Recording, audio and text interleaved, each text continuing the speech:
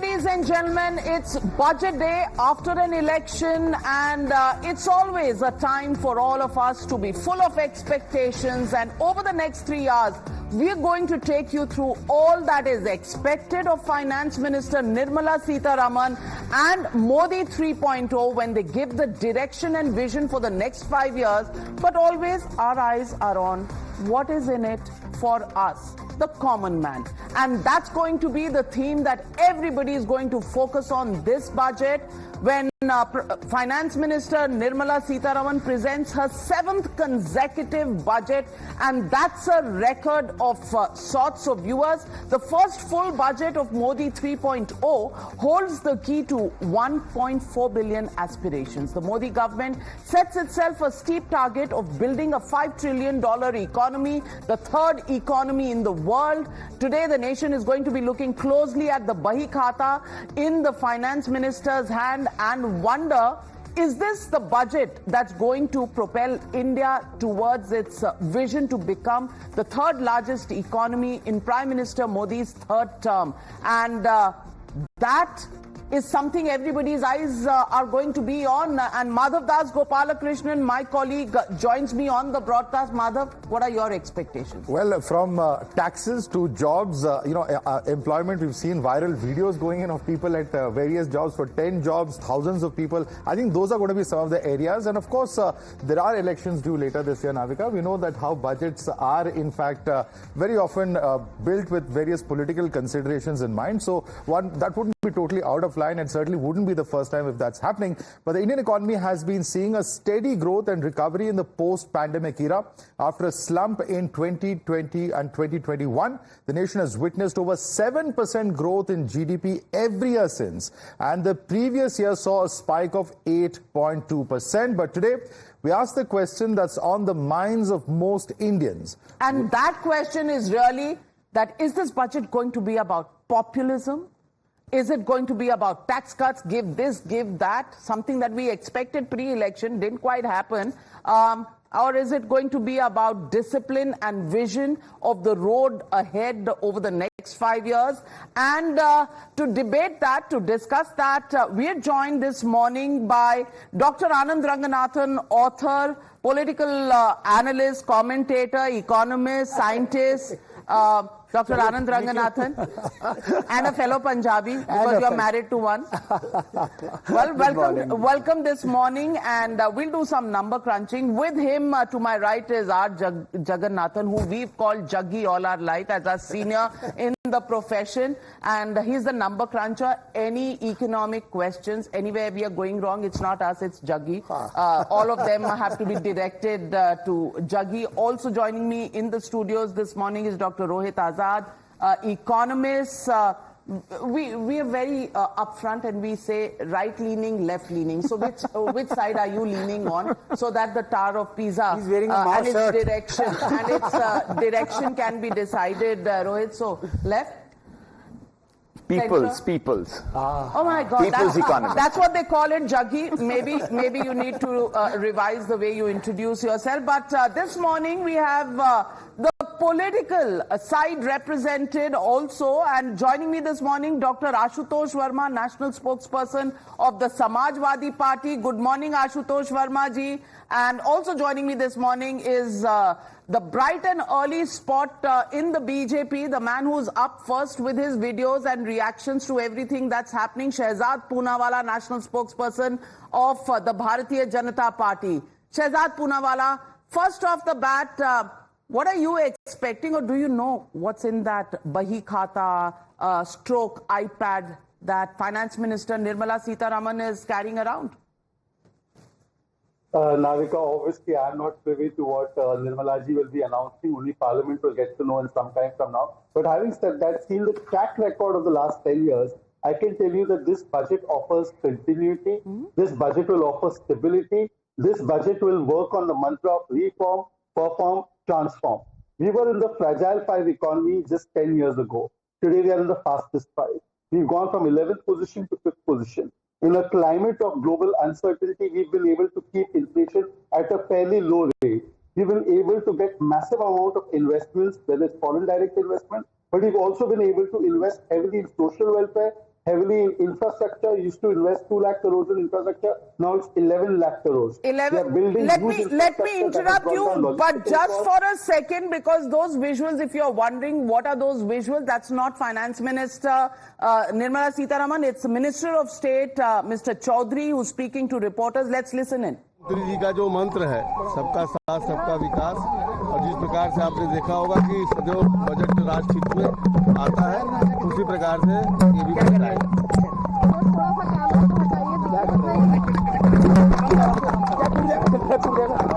टूट जाएगा।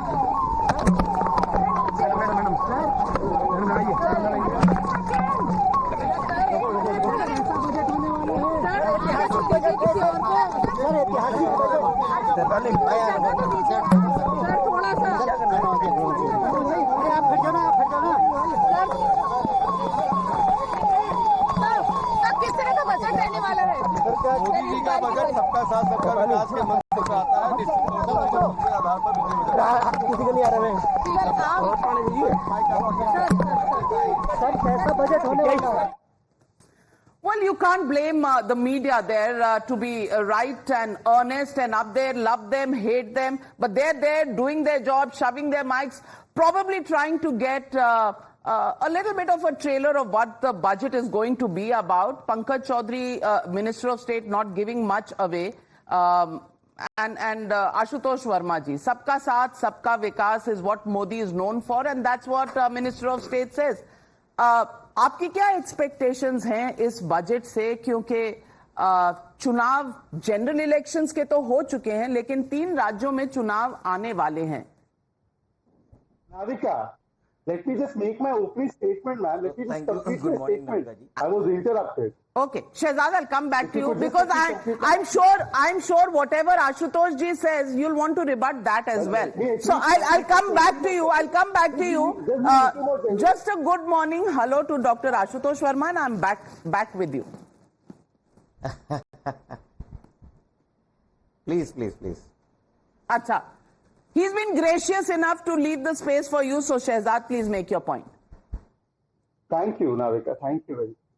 Navika, we were in an environment of double-digit inflation prior to 2014. What we've seen in the last 10 years is that despite 2 global challenges, actually 2.5 global challenges, inflation has been maintained under 5%. We are in the band of 4 to 6%.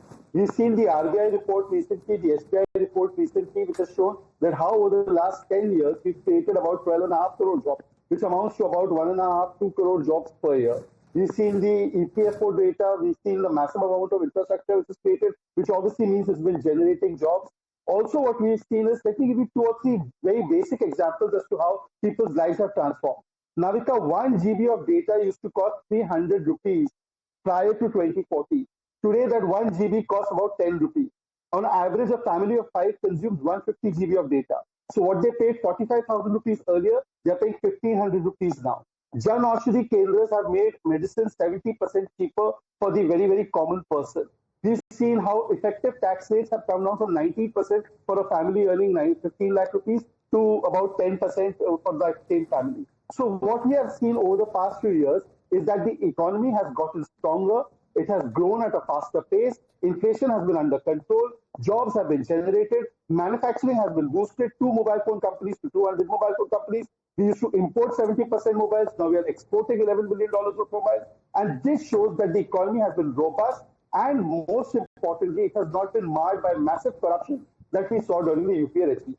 All right. No corruption in the economy as of now, and it's growing and everything is good, fantastic. Ashutosh Verma ji. Do you agree? I think, thank you, Navika ji. I think we can't expect more from the Nirmala Sitharaman because a finance minister who says that I don't know the onion price because I don't eat onion is the harsh reality of this finance minister. But definitely as a common man and as a common taxpayers, I expect a few things from the this Union Budget 2024. I definitely expect that there should be a change in new income tax regimen, especially when there is a 30% tax slab for above 20 to 25 lakhs, which was initially about 15 lakhs last year. So there has to be change in new tax regime also. There should be exemption in ATC tax regime also, since the limit was rupees 1.5 lakhs, which has not been increased or revised since 2014. So the special consideration has been should be made in ATC also.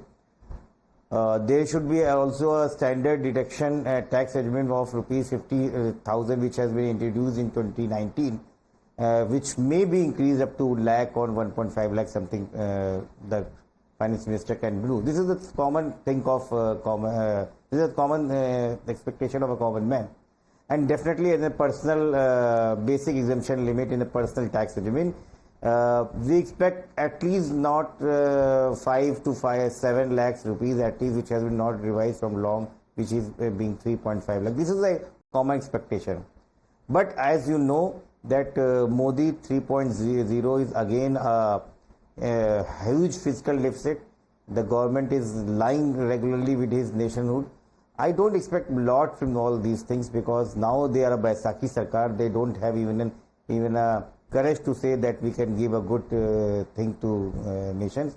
और ये बार ये बोल के सबका साथ सबका विकास करके हर बार उसी गोल गोल घूम के उसी चौराहे पे खड़े हो जाते हैं जहां पे हम 2000. That's going to be a point of contention. In fact, Dr. Ashutosh Verma calling it a Baisakhi Sarkar. Does this really have any impact in terms of the actual decision making? We'll take that across to all our guests. In fact, Dr. Santosh Mehrotra also joining us here in the studio. But let me get in a quick word from our reporters who are on ground. We have Akanksha, who was there when Pankaj Chaudhary MOS was speaking. We also have Mohit Bhatt joining us from Vijay Chowk, and of course Sabyasachi outside Finance Minister Nirmala Sitharaman's residence. Akanksha, over to you first.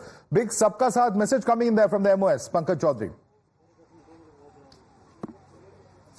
Well, absolutely. We posed this question to MOS Finance Pankaj Chaudhary as to what can be expected in the budget today, and he said that Sabka Saath Sabka Vikas will be the main focus. Also went on to say that people should in fact wait for another 3 hours for the all major announcements. This is what MOS Pankaj Chaudhary said, that there will be something for everyone in this budget. He has left for North Block there. He will be joined by Finance Minister Nirmala Sitharaman. There will be a photograph with the team which in fact made the budget, and after that they will be going to Rashtrapati Bhavan and then to the Parliament, where in another 3 hours this crucial and very important budget will be presented by Nirmala Sitharaman. But before that, half an hour before that, a cabinet meeting will be held by will in fact be led by the Prime Minister, in which all the ministers will be apprised about the budget and the approval will be interrupt you there, Akanksha, because the Minister of State has just reached North Block, and that quintessential photograph is done when they all go in there, have a cup of tea with the top officials of North Block. And I don't know how many years I've been in North Block covering all of that, to today sitting in the studio and watching that happen. But let me get in Sabyasachi. And Sabyasachi, any movement at Nirmala Sitharaman's house? When is she expected to leave? And she's made a departure from the original briefcase that finance ministers used to carry around to now a much more savvy, and I would say for women, a style statement as well, a red iPad stroke Bahi Khata that she carries around. What are you seeing at Nirmala Sitharaman's house? Any last minute changes, any officials at her residence trying to take any orders at this moment? Well, straight away show you the visuals out here. See a lot of buzz going around at Nirmala Sitharaman's residence. The security has been heightened out here. Now, any time from now, Nirmala Sitharaman would be leaving from her residence. Since morning, there has been no movement. Nobody has come to meet Nirmala Sitharaman, but shortly she would be leaving from her residence. She would be heading towards the North Block. And now, see, a lot of expectations are there from millions of people across the country. What will be the budget this time around? What will be the budget for the middle class as well as the lower middle class? See, the government has given and hinted that this time around the budget will be to improve the lives of the youth, the women, the farmers. These guarantees will be fulfilled in this year's budget, and Prime Minister Narendra Modi himself has promised that the guarantees which has been made by the government will be fulfilled this time in this budget, and this budget will lay the roadmap for the next 5 years. As you can see on your screen, that the buzz is going around at Nirmala Sitharaman's residence. Shortly she will be coming out from her residence and heading towards the North Block. From there she would be heading towards the Rashtrapati Bhavan, and we are closely monitoring the development here at Nirmala Sitharaman's residence, as a lot of people are looking at the tax regime. If you talk about the tax regime, there are signs that there would be changes in the tax regime, as well as if you talk about the home loans, the interest will be deducted. So these are some of the promises that will be fulfilled in this year's budget. Meanwhile, some sort of movement is taking place, and shortly from now, Nirmala Sitharaman will be coming out from her residence and heading towards the North Block. All eyes on Nirmala Sitharaman leaving her home and heading to North Block. And while we wait for that to happen, is that her? Is that her? Okay, no, that's the earlier car or some other car that's going. But let me come back to our studios and all our esteemed guests here. Jaggi, first off to you, the big question this time is Baisakhi ki Sarkar. That's what Ashutosh Verma ji called this. Will that have an impact on the budget? Will it be a populist budget right after elections? But there are 3 state elections where many would say that politically the BJP will have to redeem itself from the back foot that it's gone on to a political front foot. Discipline, vision budget or a populist budget? What are you expecting? Well, they are not mutually exclusive. Most budgets are driven by a certain amount of politics, and the politics of the budget have been clear throughout the last 10 years, and you will see it further this time. This time, in the context of the election results and the 3 big elections coming up in Jharkhand, Maharashtra and Haryana, there will obviously be some political concessions. Plus, you have 2 new allies in Andhra and Bihar who have been seeking their pound of flesh. So I would suspect that some concessions will be made there, but structurally and directionally there will be no difference in terms of this budget compared to the earlier ones. And in fact, I think it will be more of the same. Also, we make a mistake in thinking that budgets do anything too different. I mean, in any year, budgets make a very marginal course correction unless you are in some 1991 situation where you are bankrupt, so you have to do everything so fast. Everything happens incrementally. And in the case of your emphasis in your op-ed piece has been on the length of the budget speech. Any specific worries that you have there? Yeah. I think budget speeches should be delivered within 1 hour, not more than that. This usually goes on for 2 hours and 2.5 hours, which means what they can't put in the budget, they're trying to put it in the speech. And I think the speech is not a substitution for what should be in the budget. But the key point is this, that no government really has the leeway to make very substantial changes. There are demands from multiple sides. In this case, I hope they do 3 things. 1, improve the tax slabs for the people who genuinely have no way of avoiding tax, that is the middle class. Secondly, make it sure that it's more investment oriented, because we've been talking about green shoots for a long time, but the only real investment is happening from the government side, and the private sector has not been investing as much as it should. And even where it does invest, it is more automation led, which means that the job potential is much less than that. So you're saying employment is going to be the big elephant in the room, and Dr. Suresh Mehrotra, Santosh Mehrotra, I'm sorry. Santosh Mehrotra ji, the point that Jaggi makes in his op-ed, he says, one hopes that Sitharaman keeps a budget speech short. 1 hour is more than enough to convey the government's priorities to the public, with the details being left in annexures that economists and budget experts can salivate over. What do you want to salivate over? Mr. Ranganathan is absolutely correct. Actually, it's only in our country, Navika, that budgets are hyped up so much, particularly by the media, but in some ways by the government. Particularly by the media? Common man does not expect anything. Everything is the media's fault in this country. From elections to the ruling party, the opposition party, and now the budget, interest in the budget is also our fault. बहुत छोटी सी बात कह रहा हूं, सरकार ही जब hype करेगी तो आपको और हमको तो करना ही होगा। देखिए मोटी बात इनकी क्या थी, ये इस पे ध्यान रहे, क्योंकि in most emerging market economies and the industrialised countries the budget is only a blip on the radar, it's part of a series of discussions about the economy. The real point here is, I think that's been made, but I think I'm going to make it in a slightly different way. We're at that conjuncture in the evolution of the economy where we need to bump our growth rate up. It's even the Nageshwar and the CEA has said that I expect it to grow at between 6.5 and 7. And that's precisely what the World Bank, IMF and the OECD have been predicting for the rest of the 2020s. Now, Navika, that's not going to be enough. That's quite clear because public investment, yes, good. They've been trying to take up the slack, but it's impossible for them to take up the slack because more than 2/3, in fact 3/4 of all investment is actually accounted for by the private sector. Now, I was looking at the national account statistics before coming here, and what it shows, Navika, is the following: that it's still not 31% of GDP, and please appreciate that will not give us a growth rate above 7%. Fair point. And fair that's point. a real And issue.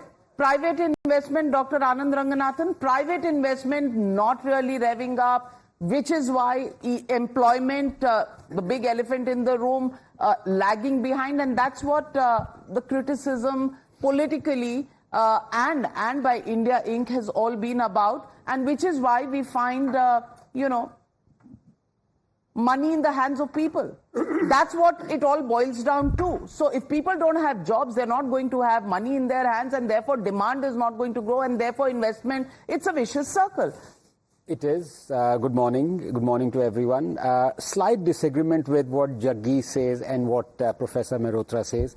I think budget is the only time when India and Indians get to discuss economy. So I think that's one day when that's one day that we talk about and acronyms like GDP and per capita and Forex and Sensex and everything is discussed at least for a day. So I think, yes, you're right. In other countries, budget days come and go without, any hype or anything like that. But then they take their economy and finance very seriously, so they talk about it most of the year. So here, I think it's good that there is hype because then we get to discuss this. Now, having said that,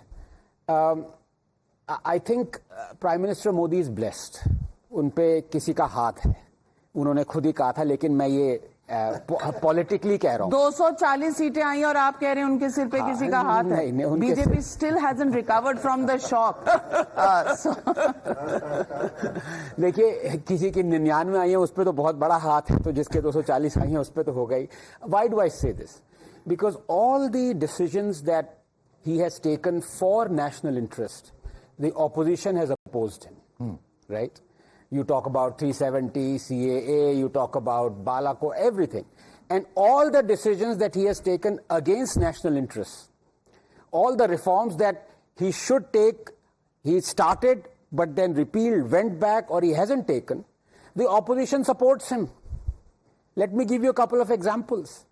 Farm laws is the biggest example. If there is one sector that is crying out for reforms, where in one sector you have 44% of our labor force of 585 million involved in it, and it contributes only 14.5% to our GDP. Everything needs reform in agriculture. He got those farm laws and he said it must be the easiest thing to do because these 3 farm laws verbatim were in the manifesto of every opposition party, including the Congress. But if you think at 240 and 2 Baisakis, if you think that he's going to revisit the farm laws, have a cup of coffee, black if I can recommend. We'll come back to that debate. But the big question, and Shehzad Poonawalla, when I come back, I'm going to ask you what Jairam Ramesh has tweeted yesterday. He says, is the economic survey encouraging non-vegetarianism on the first day of Shravan? Because he talks about the details in his tweet, and we'll come back to that after this very short break.